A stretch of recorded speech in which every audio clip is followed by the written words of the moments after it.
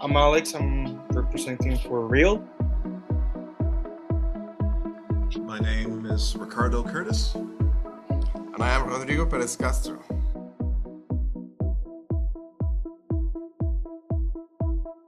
While I was watching the film, I noticed that there's some combination of influences there, and I thought it was like a combination between Tim Burton movies in the animation, a little bit of concept in the Steven Spielberg films. I just want to know, do you have any influences during to making this movie? Well, we grew up, well, you're a little older than me, but we grew up in the 80s, 90s. And so we obviously, we love things like Gremlins and Ghostbusters and all of this great, like, spooky sci-fi things from the 80s in particular. So I think when I started talking about this movie, we really wanted to give the audiences something that felt similar in that sense. I had a little bit of that tone and that feel that we remember from some of these movies that we really loved. So definitely there's a little bit of everything that you mentioned there for sure. Yeah, we definitely wanted our younger audience to experience the stuff that we did back then, like the Gremlins and the Ghostbusters, for the first time, so they can really feel that. But we also wanted some of the older people who've been through this before to see all the homages that we went in there. We would love the people to see us who see this film to tell us, how many of the homages that they were able to figure out, because there's some obvious ones like aliens, but there are a lot in there. Yeah, I love it that you have a lot of influences in this movie, and I love that the zombie genre so much. And my other question is, I know that the first concept of the film that you first crafted is originated for Clive Barker, but I was wondering what was the original draft for your concept of the movie and how the process evolving in the story that we see now on theaters.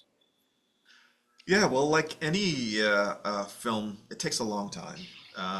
You have a seed of idea, and that seed grows, as you go. You pick one direction versus another.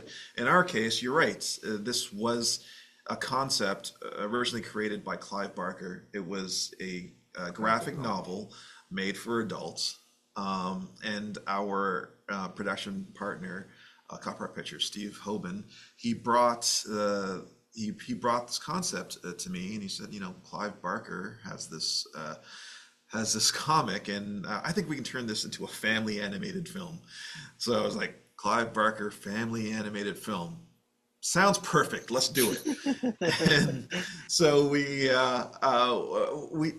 took the concept and then just evolved it. There was multiple scripts. I was originally working with Copperheart, but then I knew that there was someone that I could work with who could actually help flesh us out even more. And that's why I brought in Rodrigo, who I had worked with for a long time, who was a huge genre horror fan and loved animals as well.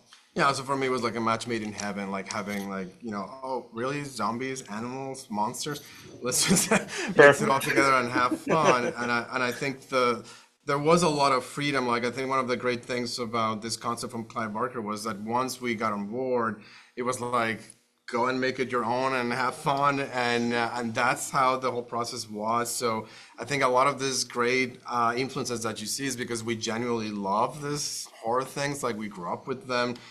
There was nothing inserted like an Easter egg. These are things that like organically happen as we were developing the story and coming up with scenes and like, oh well now the kangaroo has to come out, or and it was a very collaborative effort between us, the writer, our story team and designers. And so we made sure to have people that really loved the kind of spooky horror genre that we were going for here.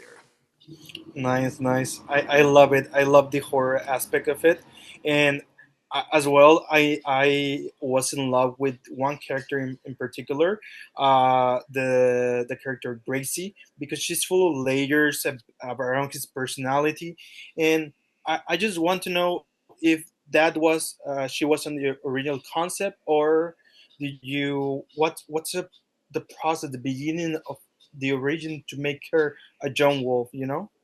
Crazy changed a lot. Yeah, but she was always our protagonist. She was always there, and she was always going to be the anchor of this film. Now, For a moment, she was a kangaroo rat, for a moment, she was a kangaroo rat. but then she went back to She wolf. went to be a wolf. For a moment, she was older and was a mom, and then So there was a lot of evolution there. But ultimately, I think we decided to have this character that was a little younger, who really had this great way to match with the Dan, the Dan character, the mountain lion character, where like there was a lot of contrast between this character that came from the wild, who was a little older, more experienced, and then this one that was a little more, maybe a little more naive, not as experienced, a younger, little naive, yeah. younger, and that's where it all came from. But we definitely always saw her once that character became who she was, as someone who was very optimistic and always full of ideas and just ready to Yeah, save the we day. just wanted to make sure that she was a likable character, but also naive enough that she could go through this crazy, weird adventure night with the audience, and everything would be revealed to her just the same way it would be revealed to the audience. And a little off. We wanted her to feel like a little awkward, a little more real. Like when we were designing the character, we didn't want her to be like this perfect wolf that like she has like a snaggle tooth and like it's just a little She's little skinny, her hair's disheveled. not We were looking at a messy. lot of like prom pictures, remember, of like Yeah. teenagers. Like, it's like we gotta find like the wolf sort of like Version. equivalent of like some weird like prom picture from the 80s. Yeah, and I love that character. And I think my final question is for you guys: any plans for a sequel? Uh, maybe, Maybe hopefully. there are plans for a Please, sequel. please. We can't say much, and maybe that's the answer. So there you go. What I can tell you is that if you liked this one, you're gonna love the potential sequel. Of what could come later. I can't wait for that, honestly. But thank you so much for your time. I think my time is up here, but I appreciate your answers and I hope you appreciate my questions as well. But see you.